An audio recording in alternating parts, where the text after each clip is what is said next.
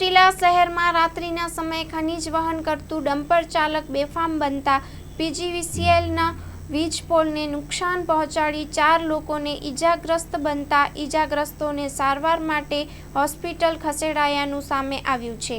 ચોટીલામાં બેફામ બનેલા ડમ્પર ચાલકો પર તંત્ર દ્વારા ક્યારે લગામ લગાડશે તેવી લોકચર્ચાઓ ઉઠી છે। ચોટીલામાં ડેપ્યુટી કલેક્ટરની કડક કાર્યવાહી કરતા હોવાની બીકમાં મોડી રાતે થઈ રહ્યું છે ખનીજ વહન।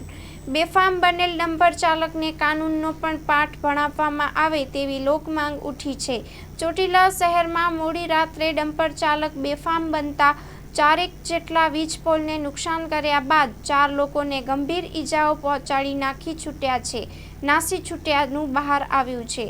ચોટીલા શહેરમાં સિંઘમની છાપ ધરાવતા ડેપ્યુટી કલેક્ટર દ્વારા ખનીજ વહન કરતા વાહનો પર સખત કાર્યવાહી કરવામાં આવી છે।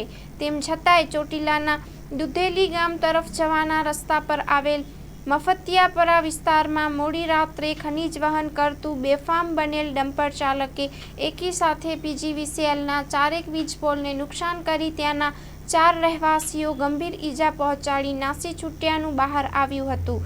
4 ઈજાગ્રસ્તોને સારવાર માટે ચોટીલા હોસ્પિટલમાં લઈ જવામાં આવ્યા।